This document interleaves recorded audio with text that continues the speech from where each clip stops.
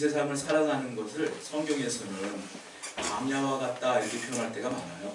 그래서 광야 생활, 출애굽기 보면 40년 동안 생활을 보면서 이것이 우리의 인생이 아니겠느냐 이렇게 설교하시는 분들도 많고 그렇게 해석하는 신학자들도 많아요. 성경을 보면 우리에게 이 생활이 우리 생활과 흡사하구나라고 생각할 때가 많아요. 왜냐하면 광야는 불확실한 것뿐이에요. 길이 없기 때문에 내가 가는 길이 길이거든요. 그러니까 모든 것이 불확실해요. 인생은 다 불확실하거든요. 인생 살아본 분이 없어요. 다 어떻게 사는지 몰라요. 그리고 광야는 다 부족해. 먹을 것도 없고 입을 것도 없고 마실 것도 없어. 인생이 다 부족해. 여러분들 다 풍족하게 만족하게 사시는 분 별로 없을 거예요. 다 부족한 거예요. 다 인생이라는 거. 그리고 광야는 위험해. 독중도 많고 그리고 이민족들이 침범도 많고 그러니까 위험해. 인생 또한 위험해요. 요즘 그 질병이 또 난리가 났잖아요. 위험해.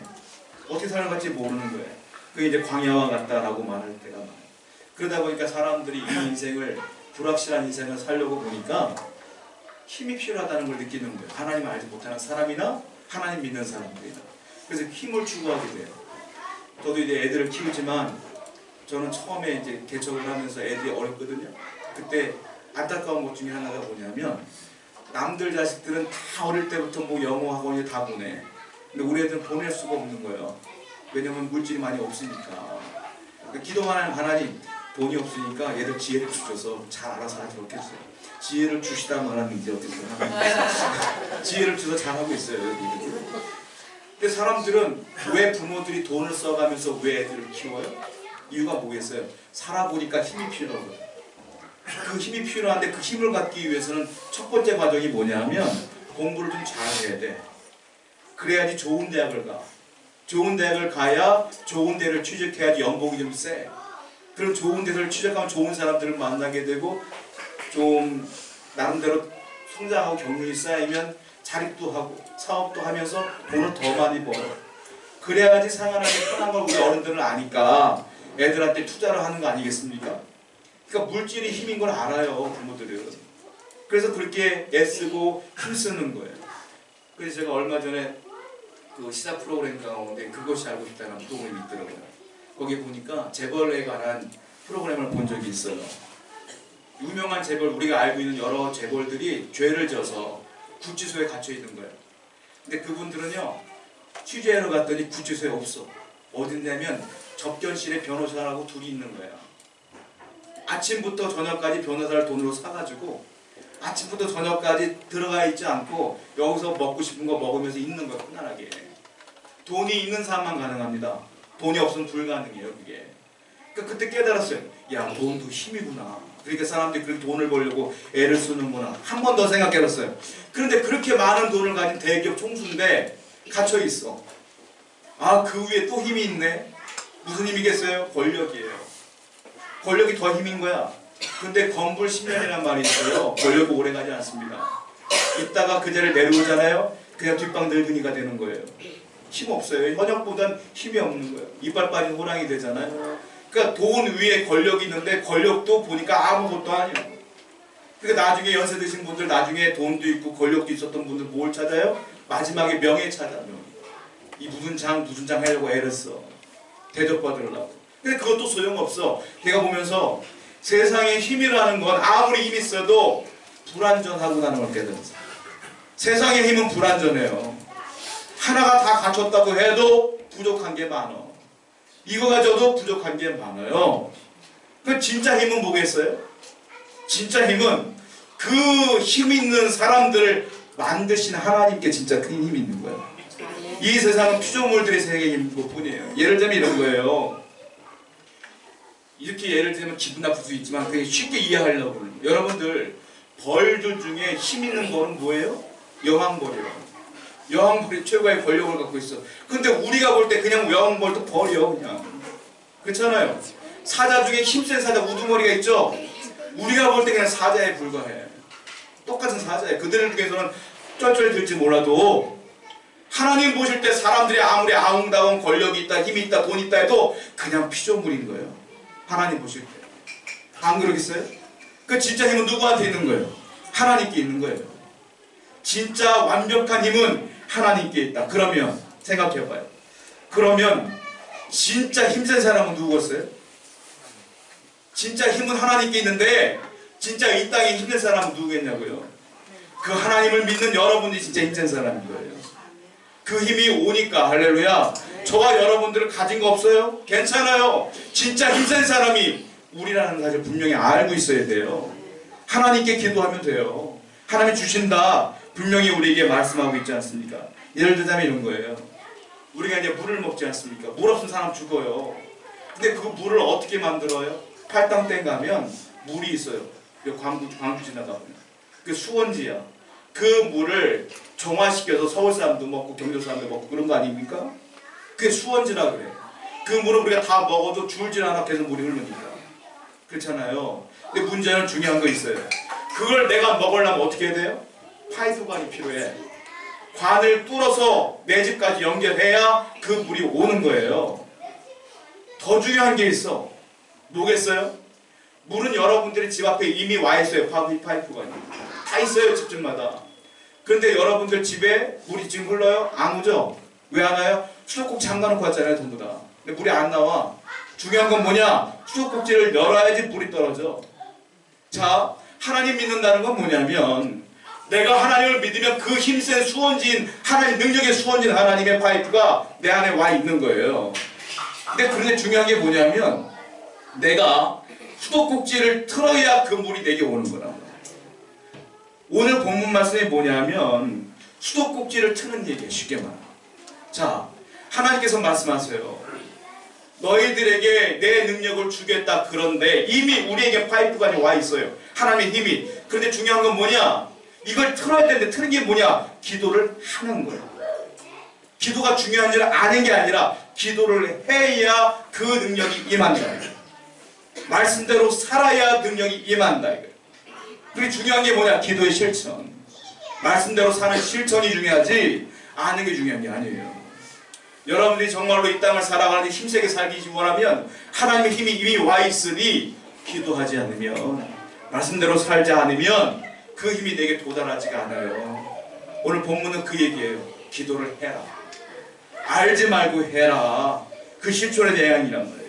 본문의 배경을 보자면 BC 6세기경의 이야기인데 북이스라엘을 배경으로 하고 있어요. 북이스라엘은 BC 722년도에 망했어요. 아수르에. 왜 망했느냐면 설립 자체가 문제야. 죄덩어리야. 죄덩어리. 죄를 지은 나라이기 때문에 북쪽의 이스라엘 향하여 사람들이 선지자를 보내서 하나님이 회개하라 회개하라 회개 아무도 안 해. 결국 하나님께서 아수르라는 나라를 통해서 멸망시켜 보냅니다. 722년도에. 그리고 남쪽만 남은 거예요. 남쪽 유다만 남았어요. 북쪽은 아수르에게 멸망했고 남쪽은 유다로가 남았는데 세월이 흘렀어요. 지금 배경은 몇 년도 얘기냐면 587년도 BC. 자, 이때 마지막 선지자가 누구냐? 예레미야예요. 이때 마지막 왕이 누구냐? 시드기야예요. 시드기야가 왕이 있을 때 죄가 너무 관영한 거예요. 예레미야가 맨날 울어. 왜? 하나님이 예레미야한테만 얘기해. 뭐라고 말하냐면 너희 나라 망한다. 망한다. 망한다. 제가 목사하다 보니까 깨달은 게 뭐냐면 성도님들이 모르는 걸 제가 혼자 할 때가 많아요. 기도하다 보면. 제가 성도들한테 어릴 때, 젊을 때, 전도사 때 그 교회가 너무 흉악한 거야. 내가 부임한 그 교회가. 제가 말하면 여러분들 깜짝 놀라 이런 교회도 있나 싶을 정도로 정말 죄악이 관영한 교회야. 거기 하나님 보냈어요. 기도만 하면 이상하게 보이거든요. 그러니까 하나님께서 말씀하시는 거예요. 이거 회개해야 된다. 계속 말씀하세요. 성도들 붙들고 얘기하잖아요. 성도들이 날 이상하게 봐. 그들은 모르니까 나만 하니까. 제가 거기 있다가 이단치부터 많이 당했어요. 혼자만 하니까 혼자 울고 혼자 회개하고 나 혼자 난리 나요. 예레미야가 딱 그 꼴이야. 하나님이 예레미야한테만 회개해야 돼. 아무는 큰일 나. 예레미야가 나가서 뭘 하는지 아세요? 회개하세요. 나라 망합니다. 나라 망합니다. 근데 이 사람들은 아무 문제가 없으니까 예레미야를 보고 이상하게 쳐다보는 거예요. 나중에 세월이 흘리면 그들도 알아요. 근데 목사나 선지자가 먼저 알아. 그러니까 여러분들이 목사님들이 기도 많이 하시는 목사님들이 뭘 얘기하면 그냥 들으시는 게 좋아요. 웬만하면. 손해는 아니요. 여하튼 예레미야가 늘 기도를 하는데 뭐라고 말하냐? 하나님께서 멸망할 것이다. 대신에 하나님 복된 말씀도 하셔요. 너희들은 도저히 안 되는데 멸망할 건데 내가 70년 동안만 망하게 해놓고 70년 뒤에는 내가 포로에서 돌아오게 할게. 다 죽진 않을 거야. 포로로 잡혀갈 거야. 이 말씀하셨어요. 그러니까 예레미야는 그나마 다행인 거야.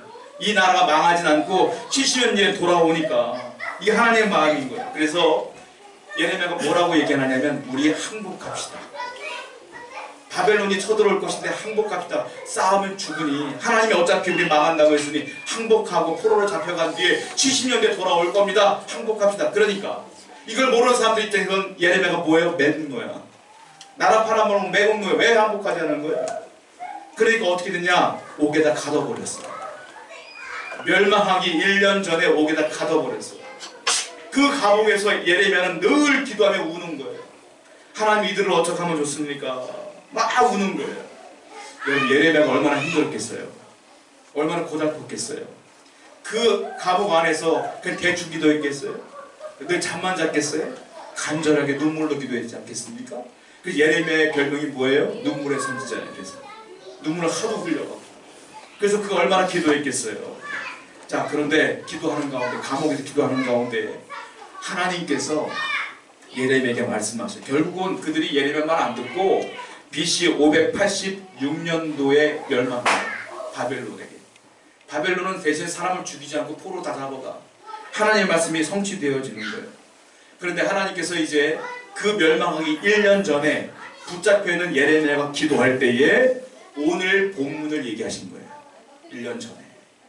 하나님께서 이 응답을 주신 거예요. 그런데 여러분 잘 보시면 알겠지만 우리가 중요한 사건은 우리가 유명한 말씀 뭐예요? 너는 내게 부르짖으라. 이 말씀만 잘 아시잖아요. 더 중요한 말씀이 뭔지 아십니까? 그 앞에 말씀이 더 중요합니다. 하나님은 너는 내게 부르짖으라 말씀하기 전에 2절 말씀을 먼저 했어요. 왜? 예레미야가 기도하는데 이렇게 말해요. 너는 기도하기 전에 부르짖기 전에 이걸 먼저 알아라. 나를 먼저 알아라. 이게 2절이에요. 너의 기도를 듣는 나를 먼저 알고 기도해라. 그 세 가지 하나님의 속성을 얘기하는 거예요. 예를 들자면 이런 거예요. 제가 어린 시절 때 시골 살다 보니까 시골은요 예수 믿는 사람이 그렇게 드물어요. 사실은 많지가 않아요. 교회도 많지가 않을 뿐더러 그리고 토속신앙이 많다 보니까 어르신들 그 가정에 문제가 생기잖아요. 그러면 어떤 일이 벌어지냐면 소복을 딱 입으시고요. 새벽에 목욕을 쫙 하신 다음에 집안에 보면 제가 새벽 예배에 가다 보면은 집집마다 창호지에 은은한 불빛이 흘러나오는 데가 있어요. 불이 있는데 불구하고 굳이 촛불을 켜. 촛불을 켜놓고 정화수 떠놓고 기도하셔요. 이렇게. 기도 소리 들려. 새벽 기도하면 다 보여. 그 시골집이다 보니까. 얼마나 정성이 가득해요. 새벽에 일어나서 그 찬물로 목욕을 하시고 옷을 싹 갈아입으시고. 여러분은 하시겠어요? 이렇게? 그렇게 정화수 떠놓고 기도를 하셔. 그 저희 동네에 입구에 천하대 장군, 지하의 장군이 있었거든요. 이게. 그 새벽 기도를 가다 보고 지나가는데 항상 새벽이면 과일이 거기가 있어요. 떡도 있고. 누가 새벽에 기도한 거예요, 거기서? 항상. 여러분 명산, 산 등산 같은 데 하다 보면 돌탑이 막 쌓여있죠. 어디 가보면 또 과일도 막 있잖아요. 돌 위에. 그 왜 그래요? 누가 새벽에 여러분들과 먼저 일찍 일어나서 와서 빌고 간 거예요. 기도하고 간 거예요. 누구한테? 그건 모르죠, 우리는. 누군가한테 기도하고 간 거예요. 자, 기도 그분들이 훨씬 더 열심히 한 거예요. 여러분들보다 훨씬 더 정성 있게 기도하고 간 거예요. 문제는 돌한테 기도한 거예요. 문제는 천하대장군, 지하여장군한테 한 거예요. 하나님이 뭐라고 하시냐면 너는 부르짖기 전에 먼저 2절을 봐라 이거예요. 2절. 2절에 뭐라고 말씀하시면 나를 먼저 알아라. 2절 한번 있습니다. 본문. 시작. 이를 행하신 여호와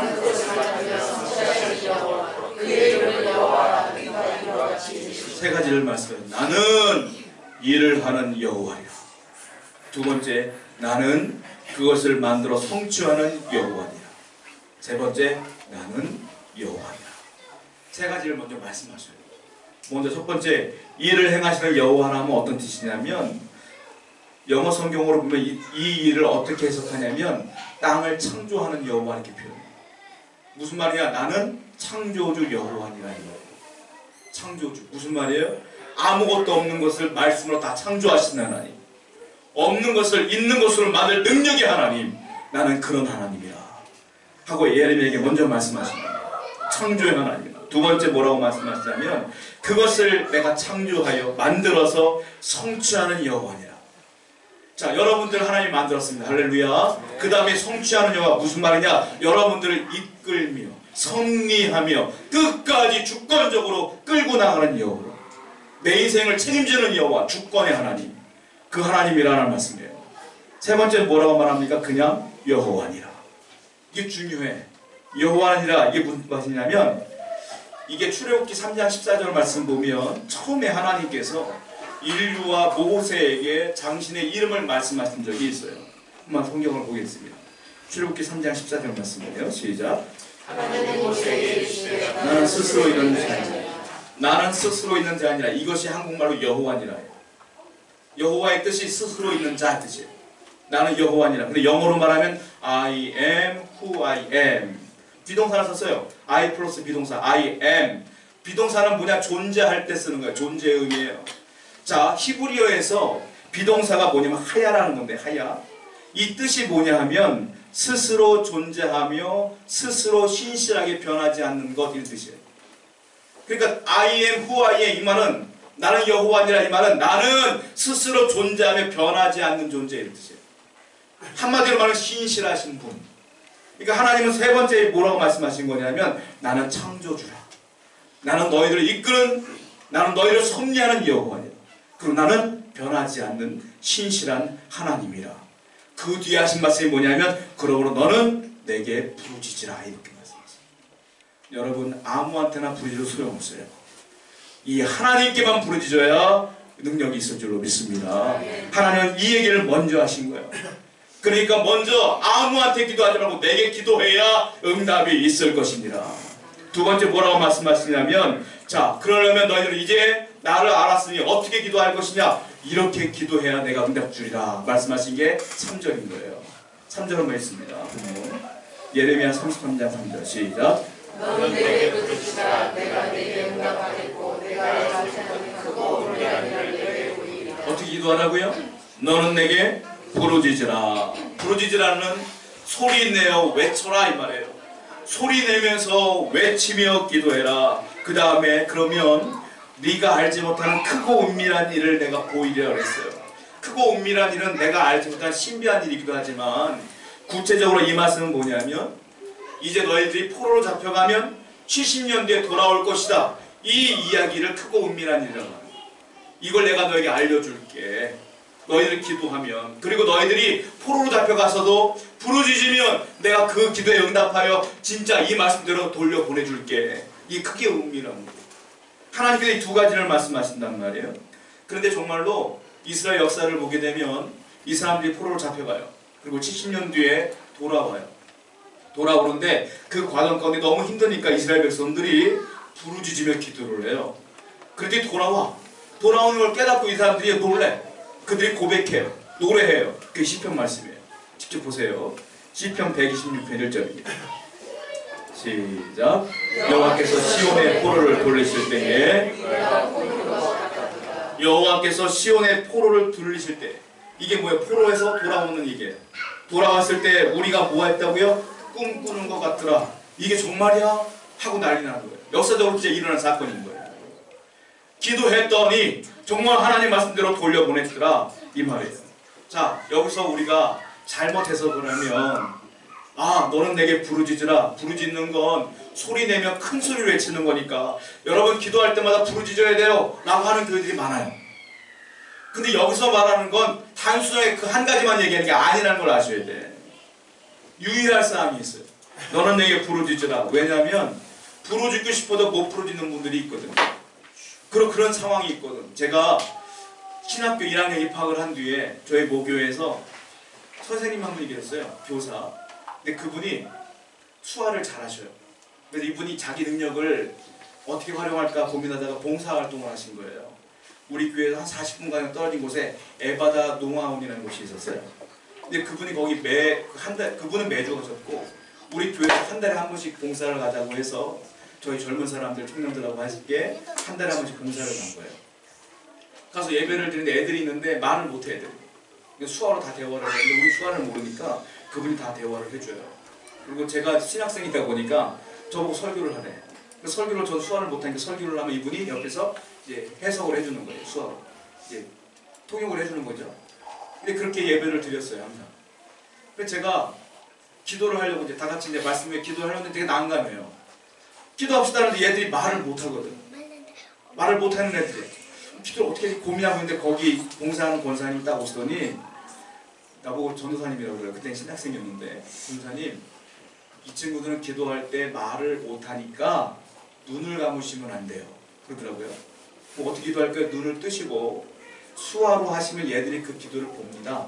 그러더라고요. 그러니까 제가 눈을 뜨고 기도를 하면 얘들이요 이 수화하시는 이 선생님을 계속 쳐다봅니다. 근데 그 눈빛을 제가 봤는데 그 눈빛이 그냥 흐리멍텅한 게 아니라 너무 간절해요. 눈빛이 간절해요. 걔들 나름대로 소리 나면 하면서 막 이렇게 하는데 너무 간절해. 그때 제가 깨달은 게 뭐냐면 하나님 부르짖는 기도가 이게 아닐까 이 생각합니다. 여러분 부르짖는 기도는요 소리 지를 수 있으면 소리 지르면 좋죠. 못 지르는 사람도 부르짖는 기도 할 수 있는 거예요. 저는 그것도 부르짖는 기도라고 보는 거예요. 하나님께서 말씀하신 부르짖어라 이 말은 정말 부르짖는 기도가 아니라 기도의 태도를 말하는 거예요. 태도. 어떻게 기도할 것이냐. 정말로 네가 기도할 상황이 되면 부르짖어라. 간절하니까. 그런 상황이 안 되면 부르짖지 못하더라도 마음속으로는 간절하게 기도해야 되지 않겠느냐. 이게 부르짖는 기도라는 거예요. 하나님은 그렇게 부르짖는 기도에 응답하시겠다라는 거예요. 그러면 부르짖는 기도가 뭐겠어요? 첫 번째, 확신을 갖고 하는 기도가 부르짖는 기도예요. 될까 말까 하는 기도는 절대로 부르짖는 기도가 아닙니다. 이게 될까? 될라나? 하는 기도는 간절해 줄 수가 없어요. 확신이 있는 기도만이 간절합니다. 할렐루야. 그것이 부르짖는 기도예요. 자, 성경 보겠습니다. 야고보서 1장 6절부터 7절 말씀이에요. 읽습니다. 시작. 우리 믿음으로 구하고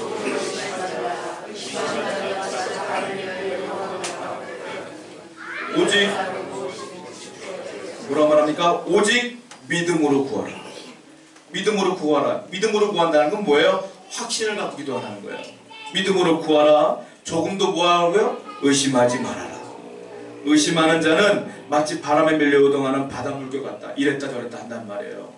그러니까 기도를 하려면 의심하지 말아라. 믿음으로 구하라. 그리고 이렇게 왔다 갔다 하는 사람은 어떻게 해요? 이런 사람 무엇인지 주께 얻기를 생각조차 하지 말아라. 안 준다 이 말이에요. 확신을 갖고 기도하시기 바라요. 확신이 있어야 하나님의 응답이 있다는 겁니다.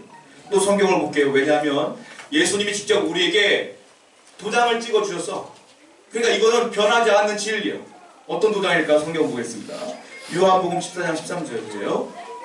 시작. 너희가 내 이름으로 무엇이든 갖고 내가 행하리니 이는 아버지로 아들로 말미암아 영광을 받으시게 하리라. 너희가 내 이름으로 무엇이든지 구하면 내가 행할 것이라.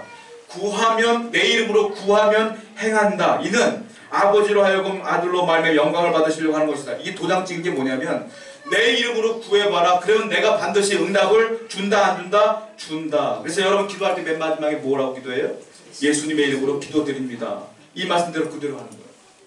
그냥 이게 그냥 이렇게 기도하는 거 끝나는 거라는 게 아니라 진짜 확신을 갖고 기도하셔야 돼요. 주여 이렇게 기도했습니다만 예수님이 분명히 내 이름으로 구하라. 그러면 얻는다고 했으니 예수님의 이름으로 기도드립니다. 하고 확신을 기도하는 거예요.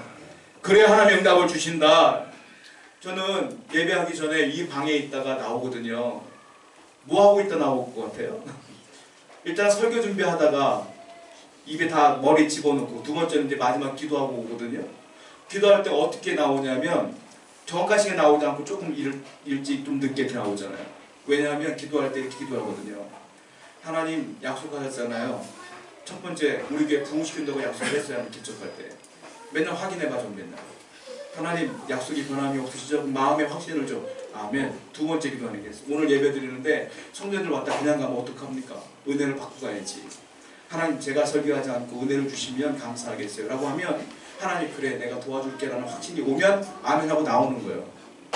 그 확신이 없으면 못 나와 계속 기도하는 거예요. 여러분 언제까지 기도해야 돼요? 확신이 있을 때까지. 확신을 갖고 기도하셔야 돼요. 그 확신은 뭘로 확신되는 거예요? 말씀이 기반이 돼야 되는 거예요. 약속이, 언약이. 그 약속을 듣고 기도할 때에 반드시 하나님께 역사하신다.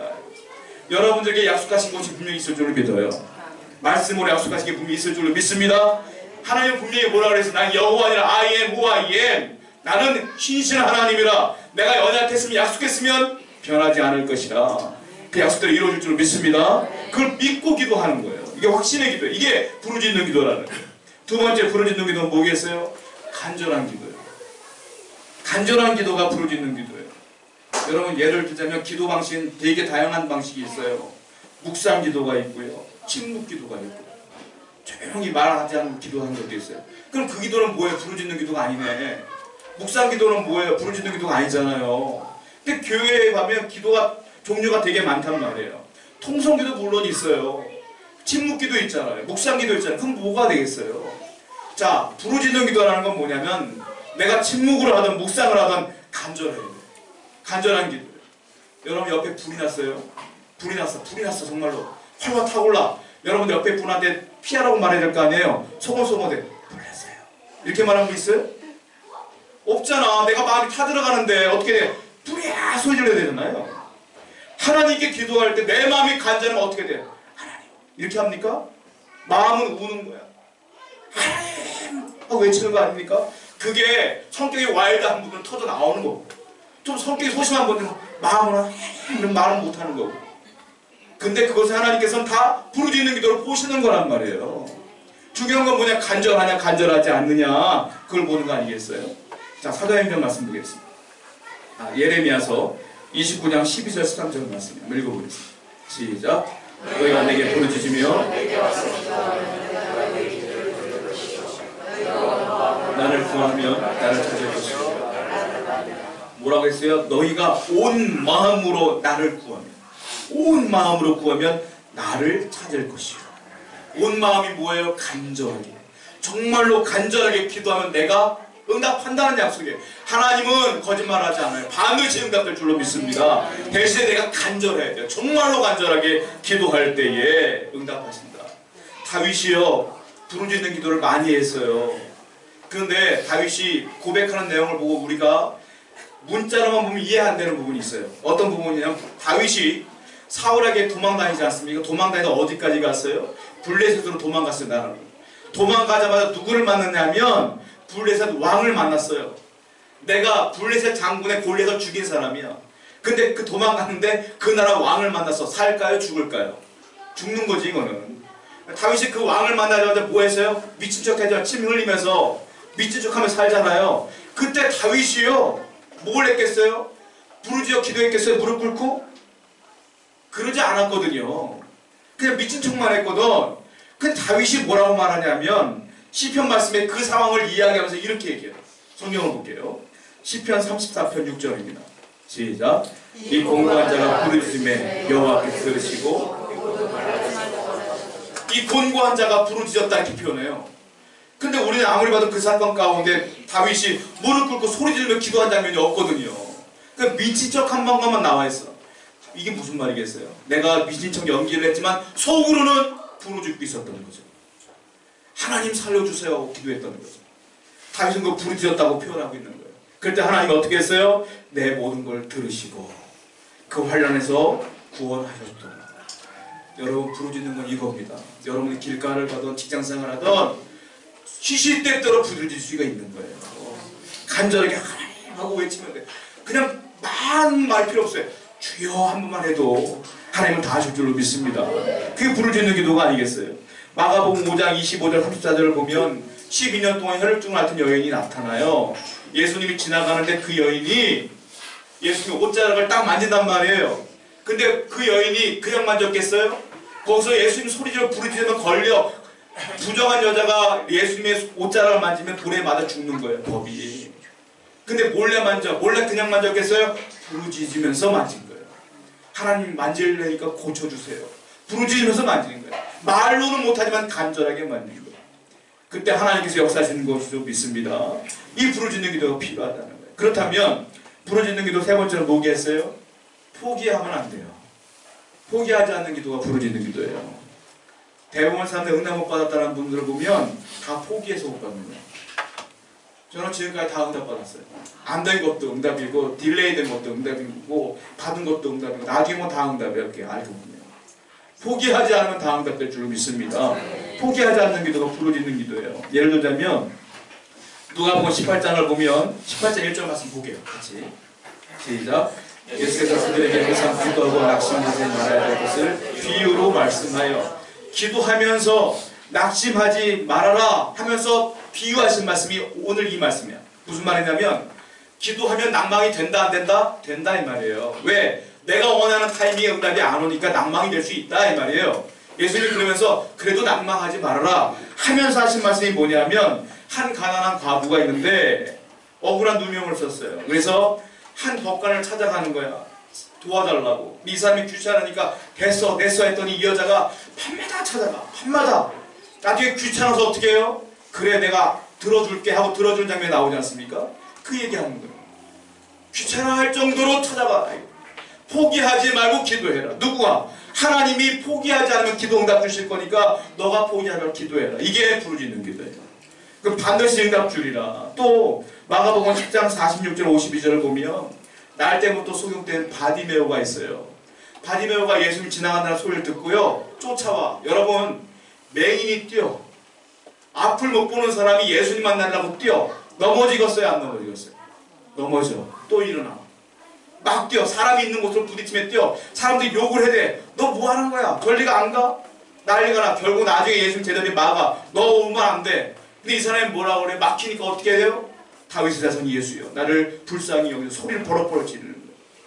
예수님 그 소리를 들으시고 뭐라고 말해요? 내가 너한테 뭘 해줄까? 낫기를 원합니다. 보기를 원합니다. 그래 눈을 떠라. 보게 되는 거 아닙니까? 이게 포기하지 않는 거. 넘어져도 포기하지 않아. 막아도 포기하지 않아. 욕을 먹어도 포기하지 않아. 그게 부르짖는 기도예요. 여러분 오늘 이 말씀을 기억하시길 바라요. 우리는 하나님께 확신을 갖고 기도해야 될 줄로 믿습니다. 우리는 포기하지 않아야 될 줄로 믿습니다. 간절하게 기도해야 될 줄로 믿습니다. 그게 뭐라고요? 수도꼭지를 트는 거예요. 올 한 해 여러분들 매일매일 수도꼭지를 틀면서 하나님의 능력을 받는 여러분 되기를 축원드립니다. 그게 기도하겠습니다.